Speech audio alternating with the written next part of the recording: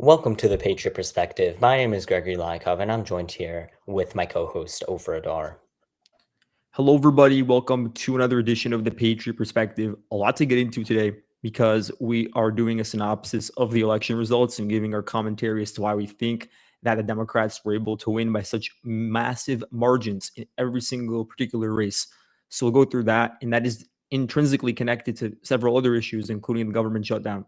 So there's a lot of interesting content for today. Yeah, definitely. And just on our screen, as you see here, we're playing one of the coolest clips we have seen yet of Coast Guard and U.S. Navy officers shooting would-be drug smugglers from Venezuela who are now laying on the bottom of the sea. Thank God. So it's a wonderful clip that just got released through the Pentagon. And we thought we would show it, but yeah, let's get right into the video. So I mean, Ofer, just to start off, I don't think anyone expected what happened during the election to happen. I mean, I was on live when the election results were coming in with Jim Yeah. Hoft, the editor of the Gateway Pundit, where we're syndicated. And I mean, he was even surprised because of just how big of a margin the Republicans lost. I mean, I don't think anyone expected Republicans to win in states like New York or New Jersey, but we definitely weren't expecting for Republicans to lose that badly with margins larger than 10%, in New Jersey 13%, and in Virginia also larger than 10%. I mean, it was extremely surprising.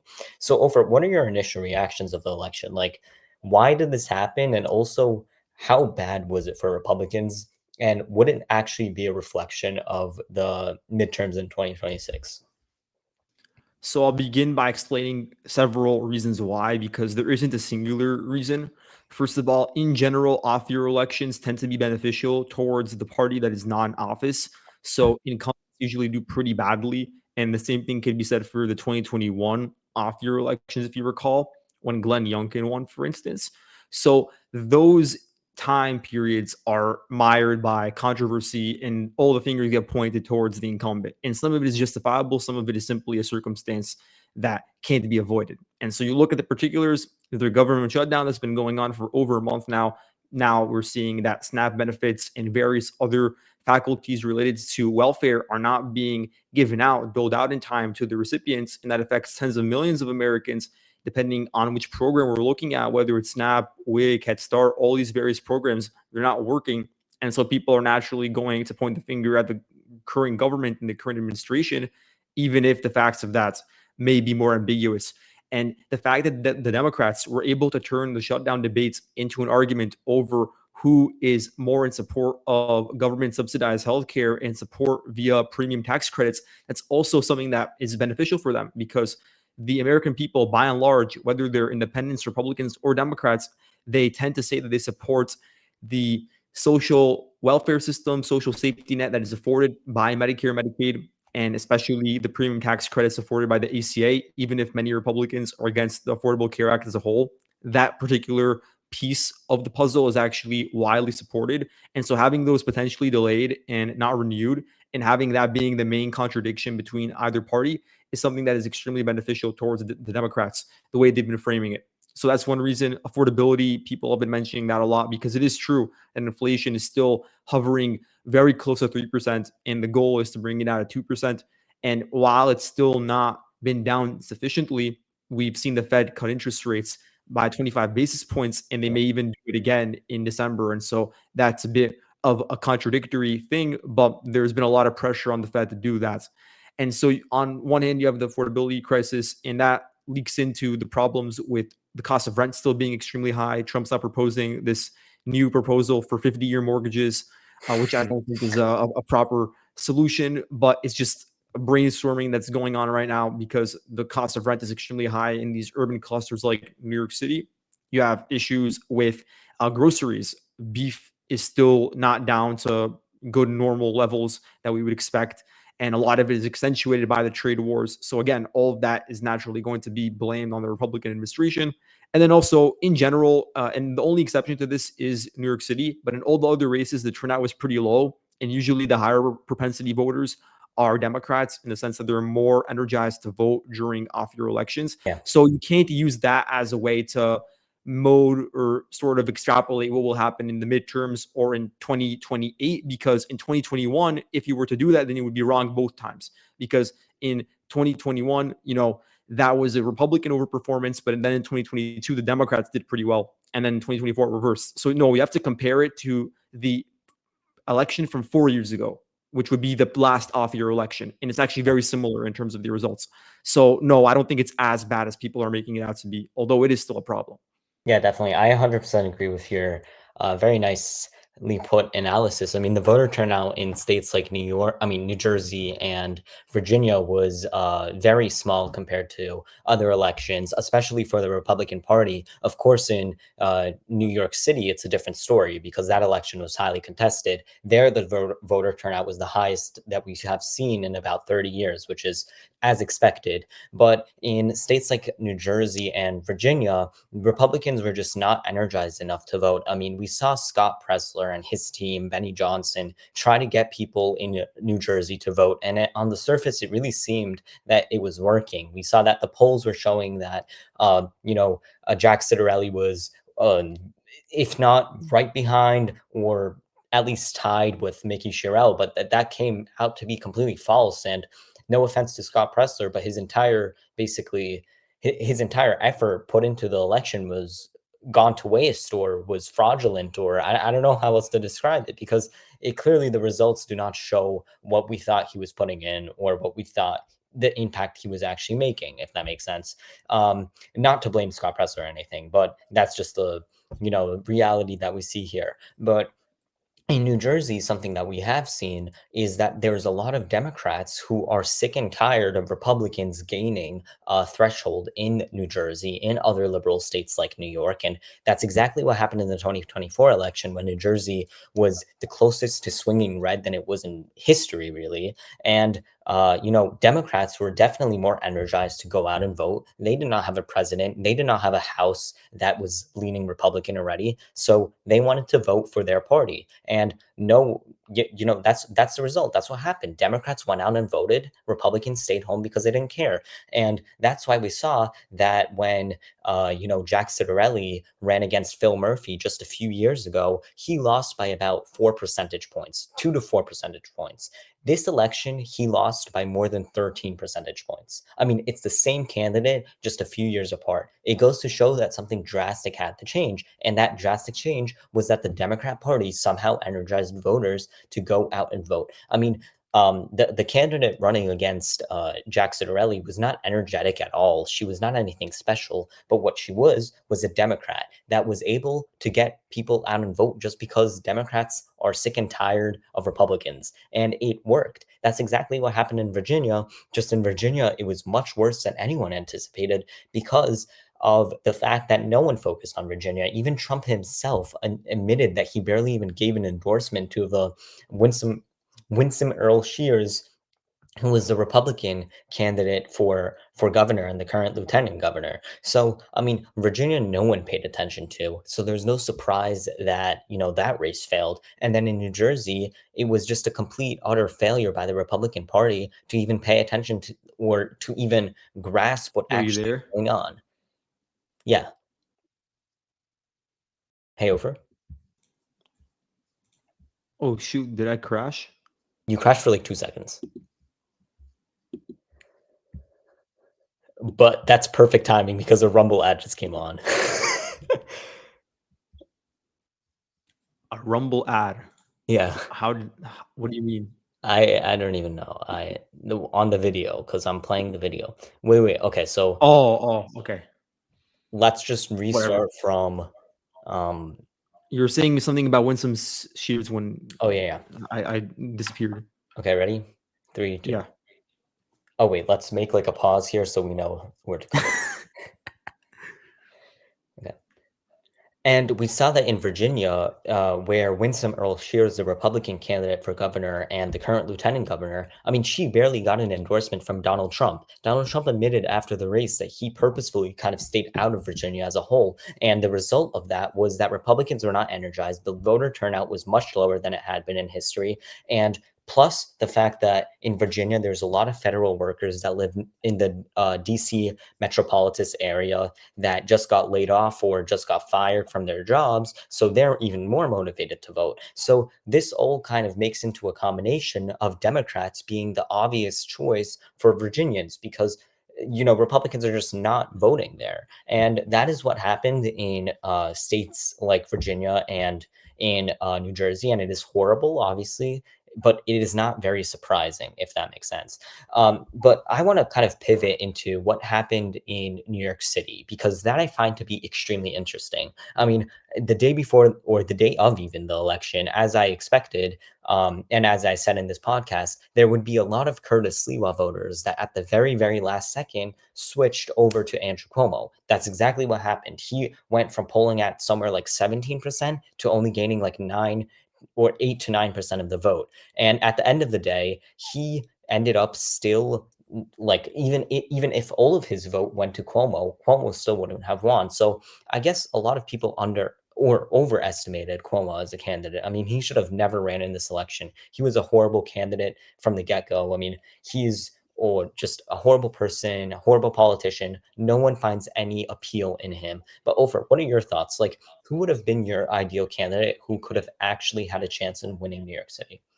My ideal candidate would have been Jim Walden, who we interviewed a couple of months back. He was very level headed and I think would be a proper fit to be mayor of New York City. He actually understood the problem, so he had the diagnosis, and the solutions that he offered were actually in step with reality. He was a big proponent of deregulation, getting rid of a lot of these really bad zoning laws, proper solutions, taking advantage of all of the land and excess buildings that the city owns that aren't actually being utilized and converting them into new property. He talked about bringing in additional investment to build up necessary housing that would bring down the costs over time. So that's the sort of, important policymaking that would actually be rational, that could improve the livelihoods of the people over there. And he was on the same page, obviously, with Mamdani in terms of diagnosing the problem, but their solutions are just completely different. And one of them is obviously a better path than the other. And so, yeah, he would have been great. And even Sliwa, he would have been preferable, in my opinion, to either one of them. Mhm. So I am definitely disappointed with the way it's gone on. I'm not surprised, obviously. And I do think that we're now seeing that he went to Puerto Rico, Mamdani. He's already yeah, he went to Puerto Rico in a similar fashion to what all the other mayors have done ever since they've been elected. So he's continuing the tradition. He's already in contact with Democrat leadership. What a He's had this agreement with Hakeem Jeffries, actually, Mhm. where he was able to pressure a progressive city legislator and force her not to run against Jeffries. And that's the way in which the two of them have now been able to unify and broker this new power alliance and structure. And Mamdani is essentially being cultivated as a new figurehead within the Democrat Party, and he's being institutionalized, as I would say. Yeah. So he's being turned into somebody who's far less threatening to the Democrats than he would have been a couple of months ago. So I really don't think he's actually going to get much of what he wants done.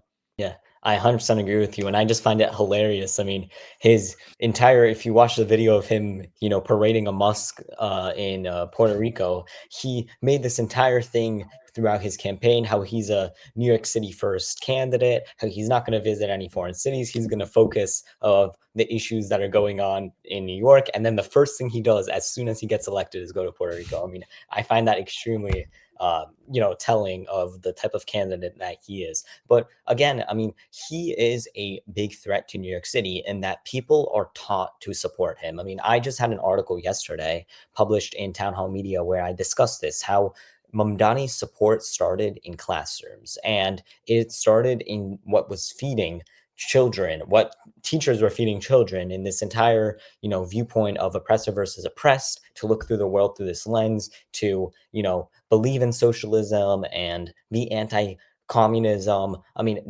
anti-capitalism. These are like fundamental, basically topics that are taught to children at very young ages in our public school system. That's why reform needs to start with our public school system as a whole. But I mean, going back to your point about Jim Walden, he was a wonderful candidate. And I really think that if he somehow was able to secure the Democrat nomination, he would have 100% won, even against Mamdani. Yeah. Even if he was like the favored candidate over Andrew Cuomo, he would have won because he's rational. He's a new guy. He's energetic. You can get behind him. I mean, Andrew Cuomo, you just cannot get behind, no matter who you are. I mean, I could not support a guy like Andrew Cuomo just because he's a, nursing home killer, career politician that did nothing good in his life. So Yeah.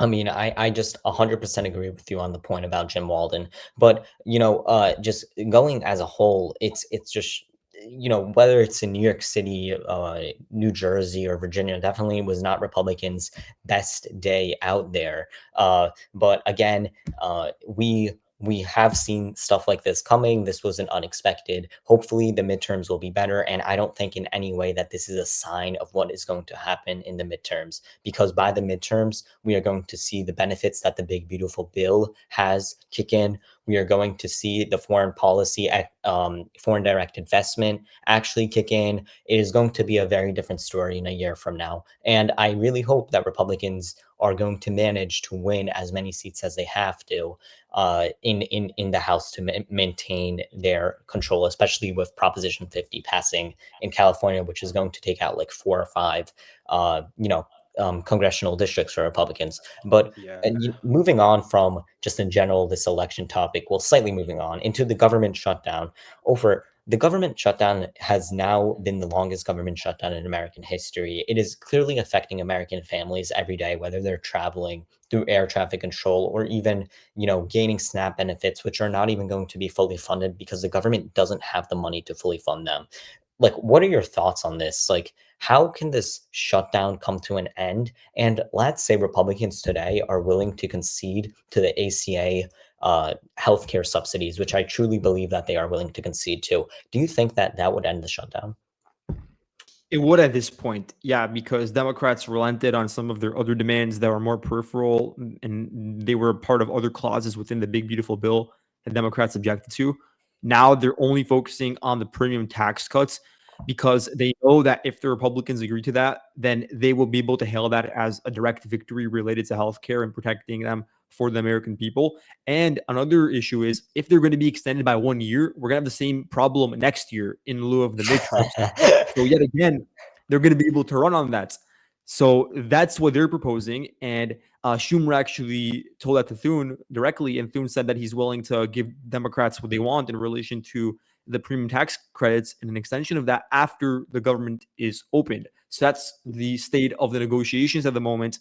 But it seems as if Trump is reaching a point where he's realized that the entire shutdown is no longer politically expedient for him and that he needs to find a way out of it. And he says either we are able to reach a solution with them or we just nuke the filibuster. That's where he's at right now. So Trump, he might actually be the person on the Republican end who forces the Senate to change their position. And he gets Republicans to agree to the Democrat brokered compromise. And I do think that's becoming more and more likely as time goes on because Trump's approval rating starting around October 20th really took a big nosedive. And that's directly related to when the shutdown really started to have a material impact on a lot of Americans that would have otherwise been bellwether voters that didn't have a singular position. But now that they're experiencing the effects of not receiving SNAP or any other welfare program or government workers either being furloughed or not receiving pay but still working, like all those people, they represent a large constituency and their opinions have naturally shifted as a result. They're blaming the incumbent. Trump's aware of that now, and he also admitted that the Republicans did an awful job in the elections, and so he's now incentivized more than ever to force Senate Republicans into agreeing to some of the Democrat terms. So we'll see how that plays out. I think that's probably the best solution for everybody involved, and I do hope that the Republicans they are able to get over with this shutdown nightmare and then focus for the next year before we have the midterms and actually getting through meaningful legislation. And that's either going to be done via unity or it's going to be done through nuking the filibuster. And I Yeah. prefer that you simply have the Republican unity needed in order to get all these initiatives passed, whether it be proposing a new rent stabilization plan in order to bring rent down, or whether it's a plan to make health insurance more affordable. Like Trump's been floating a lot of these ideas in recent days because he's been given the information showing that these are the key issues for the American citizens. And it also extends to beef and to eggs and to various other grocery products. So that should be the focus for the next year. And I really do hope that the Republicans in Congress actually have the backbone to get a lot of this radical change done, because for the past year, they've done an absolutely horrible job in getting through Trump's agenda. Yeah, I 100% agree with you. In general, I don't believe that nuking the filibuster, though, is going to help this in any way, and I don't think that it's going to come down to that. I was saying this till that since day one. I mean, Republicans were ready to concede to the ACA subsidies since day one. It's $60 billion. It's not a lot of money for the federal government. What is a lot of money is supporting illegal immigrants on Medicaid. What is a lot of money is ending the work requirement that the Big Beautiful Bill posed on Medicaid. That was what the fight was about. And Democrats are pivoting right now, but Republicans should not let them pivot. I mean, from the very beginning, what Republicans should have done were to, be willing to come with these subsidies. A lot of people, even Republicans, are saying, Marjorie Taylor Greene was saying that these subsidies are actually needed.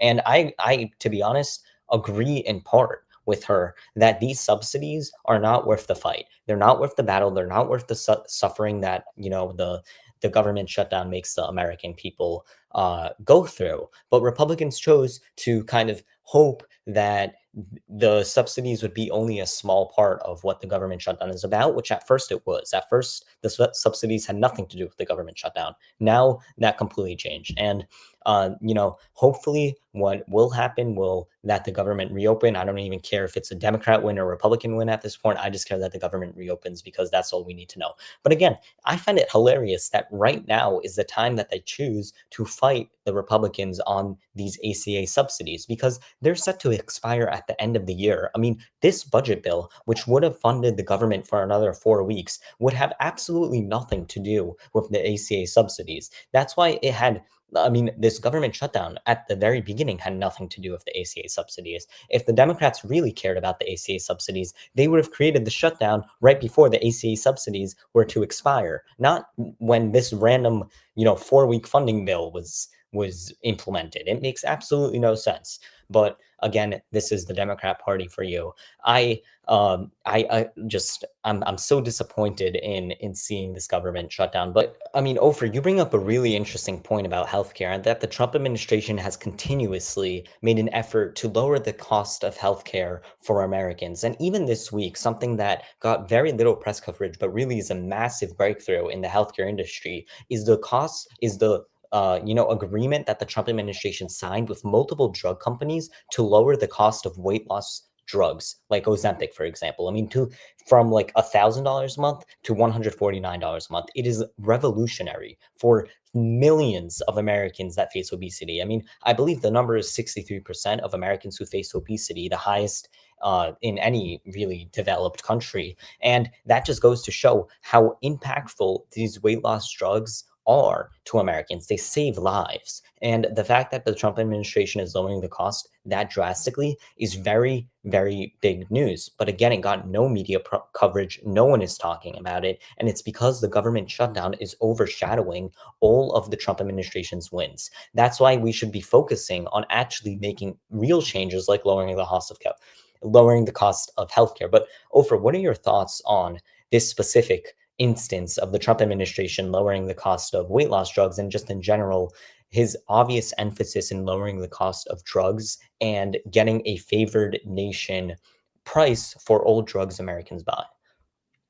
Oh yeah, having a favored nation status is incredible. It's going to benefit hundreds of millions of individuals who may be overweight or suffering from obesity. Now that Ozempic is so prevalent, and essentially everybody agrees that it is effective in actually bringing down weights. We've seen just extremely radical results for people that take it in a short period of time. And so now having that universalized because the prices are going down, that's going to across the board increase the overall health and well-being of American citizens. So there's no doubt about it. It's like definitely positive development. And at the same time, he's talking about these reimbursements to give directly to people that are recipients of healthcare when this will be bypassing the middleman of insurance. So he was talking about that on Truth Social today. Now, the thing is, those ideas could really not necessarily work in practicality, because the thing that really stands out about insurance and why it's an important middleman is because, on a baseline level, the amount of premiums, copays, or deductibles, or out of pocket expenses that somebody would pay, they may not be that large if they're healthy, but if there's some sort of emergency that occurs, if somebody gets a really bad diagnosis, then those costs surge, and perhaps the baseline that the government would provide would not be enough to cover all that. And then you just have the recipient of healthcare left on their own. And that's why insurance is so important, because it could cover these people during times of emergency where the people that are actually suffering from whatever ailment it is don't have the liquidity needed in order to pay everything out. Yeah. That's when they get reimbursed from the insurance company. So that's why insurance is important, and you can't really bypass it. And that's why, I sort of stand out in relation to other Republicans on this matter, because I think that a public option is actually a pretty suitable idea. And I don't actually think that it would lead to a lot of the difficulties and damages that was caused by the individual mandate that was instituted by Obama. So I actually can see a world where you have competition between publicly available health insurance and private health insurance. And I don't see why Republicans should be opposed to that. I think that it would lead to positive health outcomes that would actually increase spending. It would increase health. And because people will be spending less on the healthcare system, they could be spending that elsewhere. And that would pay back for the program in a roundabout way. So I don't actually think that it would be too expensive to institute. And it would be similar to some of the programs that we see in a lot of other Western nations, where, again, the health outcomes are better. And there are other reasons why their health outcomes are better, including diet and such. So it's not only because of the healthcare system, but I do think it's certainly a part of it. So I wish Republicans would be more willing to compromise on Yeah. this particular instance. It's very interesting you bring that up because we already have multiple programs, not specifically in health insurance, but in things like Medicare and Medicaid, where there are private issuers of Medicare and Medicaid. So instead of getting your normal, Medicaid from the government, you are now having a private company that basically has an expanded reach, expanded service pool that is using the same money that the government has to provide you with better services. So if we actually have a system where that could be effective, where there are public and private options, and in naturally, usually the private option will always prevail. However, the public option would at least provide some baseline. I'm not necessarily opposed to that. Same thing with education. I mean, if we have a public option that will set a baseline and then a private option that prevails, I'm not opposed to keeping the public option as long as we have a private option, because in general, private healthcare is always better, or private anything really is always better. And healthcare has been a contested topic in the United States for a long time. It is one of the number one costs in American families. So this is an issue that should be focused on much more than past administrations is. So I'm glad that the Trump administration is finally, focusing on it, because administrations like Biden, for example, he did absolutely nothing. I mean, I really can't think of anything he did for Americans with healthcare or anything. And it's good that Trump is focusing on it. But for now, to kind of pivot to our final topic for today, I wanted to discuss yesterday's meeting with the Prime Minister of Hungary and Donald Trump. I don't know if you had a chance to review it yet, but that video was where that meeting was actually quite good. I mean, the more I'm watching the Prime Minister of Hungary, the more I'm liking him. I think that he really is a common sense president or prime minister like Donald Trump is. And they really discussed illegal immigration. And as you know, Europe has a severe immigration crisis where basically countries like the UK are letting in thousands upon thousands of people in that they can't really take care of and that aren't really assimilating to the communities, and basically ruining the UK and other countries where they are assimilating into. And Hungary is very different in that they have a much stricter immigration process. You can't just come in there; you have to have permission to come into Hungarian soil. So, Ofer, I mean, if you watched the interview, what are your thoughts? And if you didn't, what are your thoughts in general of Hungary's Hungary's situation as a country in Europe that is facing very different issues than regular European countries just because it has a common sense leader. Yeah, so the meeting was interesting and it was good news for Orban because for a couple of months now, there's been a bit of a distancing between Trump and Orban because they've had different positions on the war in Ukraine. If you guys recall, there's actually a pipeline. It's called the Druzhba pipeline. It passes from Russia into Eastern Europe, including into Hungary. And so the Ukrainians have struck it numerous times over the past couple of months, and that's led to a lot of ire and resentment from the Hungarian side because that's naturally just restricting their supply Mhm. of natural gas and oil, and that's leading to higher prices of energy.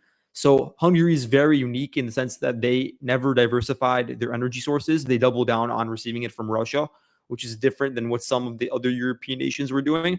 And that put Orban in conflict with Trump because Trump's trying to end the war by trying to sever any connection Russia has to its trading partners.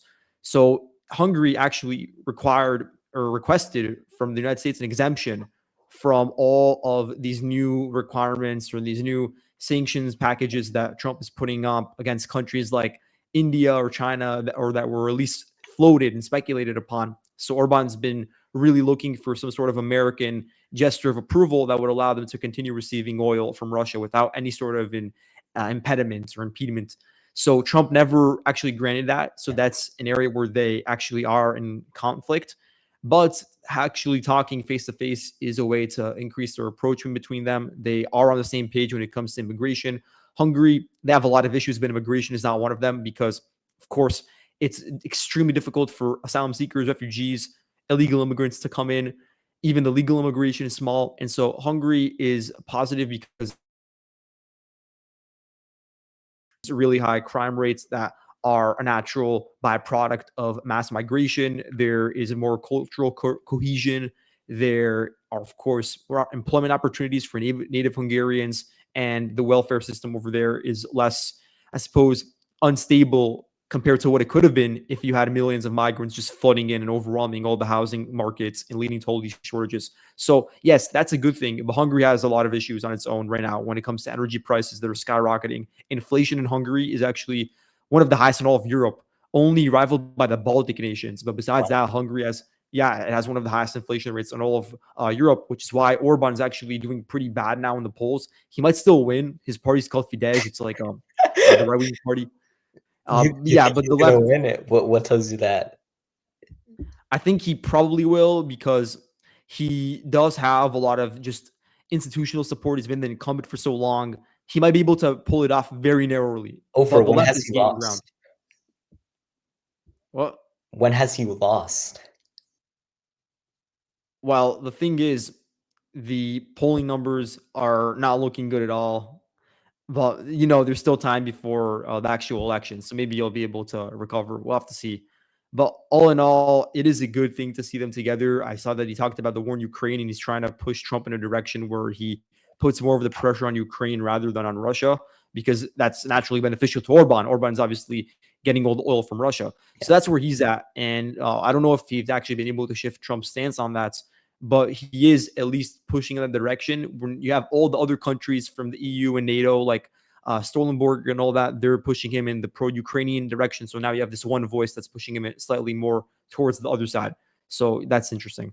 Yeah, definitely. And just, watching the interview, I think the most important part of it all, the meeting between Orban and Trump, was Trump's kind of relentless stance on European countries buying oil from Russia, because every single European country continues to buy oil from Russia, while the United States continues to say that, okay, you're trying to sanction Russia, you're trying to do this, you're trying to do that, but at the end of the day, you're still buying oil, you're still giving money to their pockets. So it's completely crazy. I mean, the hypocrisy that we're seeing in the EU in general is crazy. But one thing that Trump was really managed to do was to get the EU to militarize, and it's very good. It really helped Americans greatly. It's going to cause a situation where Americans have been constantly treated unfairly with European countries in different sectors, whether it be military aid or whether it be through trade. And finally, we're going to get some fairness restored. But thank you guys so much for joining us on this episode of The Patriot Perspective.